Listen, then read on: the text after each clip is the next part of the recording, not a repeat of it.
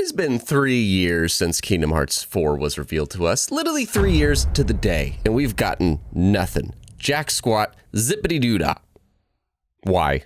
I did some research looking at an interview from Testuya Nemura, looking at some what credible insiders have said, and also looking at Square Enix's past release schedule to think of when we would actually see Kingdom Hearts 4, including its release date. And this is coming from a longtime Kingdom Hearts fan. Like, Kingdom Hearts, one of my 2 favorite game franchises. So I am fine waiting for Kingdom Hearts 4. It's more so just the silence that's bugging me. But I'm putting this together on the fly here, and I'm doing it to also see what you think. Like, when do you think Kingdom Hearts 4 is gonna start vamping up its marketing style? You know, why not? Let's wear the glasses during this official information of what we know currently. We know that the new saga is called The Lost Master. It's moving on from the Darkseeker saga. Sora, the main character, of course, is in Quadratum, which functions as a unreality within reality. It's heavily based off of real world Tokyo, but it's not the same Tokyo that is real world or the place from The World Ends With You. I think that's what the game was called. There's a change in the art style with the aesthetic, and that's just to match the realistic style of the world, which insinuates that if Sora leaves, then his aesthetic will change just like it has in previous worlds that he's been to. Donald and Goofy are still a part of it, and maybe even Hades, which kind of maybe thinks like, is there a dead aspect to this? We'll get to that in a moment. But if you pay attention to the gameplay, there's like a grapple shot ability that Sora has because he's in the modern era that if you don't got a grapple shot, then you just don't sell. There's also the game being Unreal 5. It switched to Unreal 5 pretty gosh darn early in development, so you can't see my eyes. I'm taking it off, guys. Sorry. It's bittersweet. No, they switched to Unreal 5 in early development from Unreal 4. That gameplay trailer we saw was all in Unreal 4. So, bright side, this is one of the few times that a reveal trailer actually will probably be beat whatever the next time we see Kingdom Hearts 4 is. So that's pretty cool. And I guess the switch has been a lot easier than when they did the engine switch during Kingdom Hearts 3. So that's good. Quadratum. I didn't know this. I'm learning this now. It functions as a central hub. So I guess Quadratum, kind of like Traverse Town was in Kingdom Hearts 1, but Sora's gonna have his own apartment that he could go back to. That's kind of, I did not know that. That's pretty freaking cool. But yeah, it was in early stages of development when they showed that trailer, and Testuya Nemura, the game director that's directed all the Kingdom Hearts, he has been very busy with Final Fantasy VII Remake. Well, Rebirth in particular as his most recent release, and I think he still also helps with Missing Link. So that's everything we know. What is the things that we don't know that we can kind of form a timeline here? What I'm seeing here is that we have 2 insiders that have given, and they're credible insiders to their respective genres. There's Daniel RPK, who is a very big movie person. He claimed that Kingdom Hearts 4 was planned for 2025. Now, that could have been true, and then it got pushed out. That happens all the time.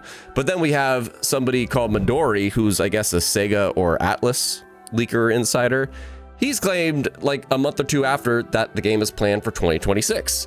So they both gave that. If they had actual information, who knows, you know, but they are credible insiders to their respective things. So it's at least like worth thinking about and looking into. Square's kind of release calendar. Kingdom Hearts is a Disney game, but Square Enix are the developers. And in recent years, Square Enix has really focused up.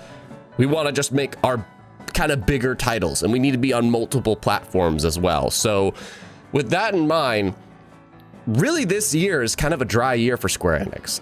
If you disagree, please disagree. I'm very curious, but I mean, really all they're doing is the Dragon Quest HD remakes, HD 2D, if that's what you want to say it.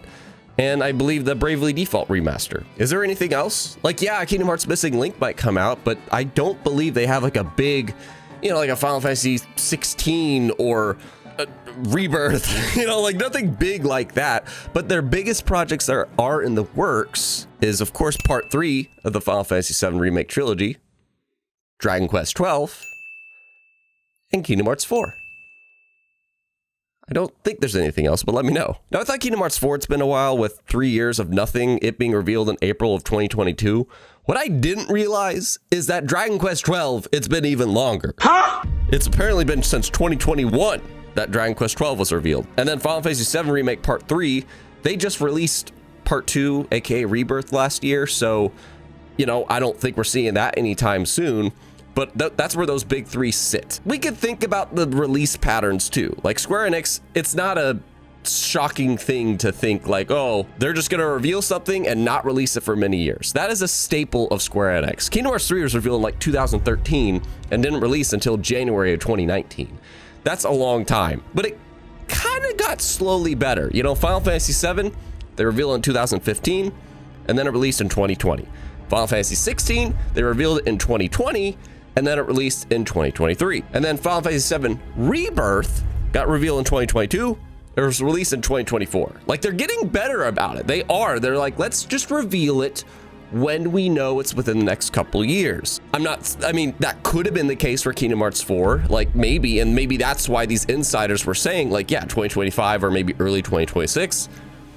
That could be the case. But the absolute firm thing I think we can agree on is that, you know, with Final Fantasy 16 and Final Fantasy 7 Rebirth out of the way, we should be getting Dragon Quest 12 or Kingdom Hearts 4 next, because we're not getting Final Fantasy 7 Remake Part 3 anytime soon. That's probably going to be in 2028, like 2027 at the earliest. So that would mean we're getting Dragon Quest 12 or Kingdom Hearts 4 before then.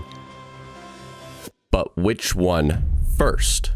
Kingdom Hearts 3, as much of a long build-up that game had, it was constantly around. You know, they really did. They had orchestras, a trailer every year, the HD re-releases. There was a lot going on. And Kingdom Hearts 4, it seems kind of dry right now. Like, the only thing kind of going for Kingdom Hearts is this Missing Link game, which is a mobile exclusive, at least for now. It'd be great if they port it to other consoles. I'd love to know if you would play it if they did that. Like, it was a free-to-play game. But anyway, so yeah, there's like nothing really going on for Kingdom Hearts right now. Dragon Quest, meanwhile, has these HD 2D releases coming out. Like Dragon Quest 3 was at the end of 2024, and coming up this year in 2025, there's the Dragon Quest 1 and 2 versions. And when I think about that, it kind of rings a bell. In the meantime, Testuya Nemura, you know, director of Kingdom Hearts, he just got off of Final Fantasy VII Rebirth last year. So now he's in like full swing to whatever his next project is. Now, I'm sure bits and pieces of that is the next Final Fantasy VII Remake part, but I would assume he's like full-blown focused now on Kingdom Hearts 4. But in the meantime, Square Enix seems to be slowly priming up the release of Dragon Quest 12.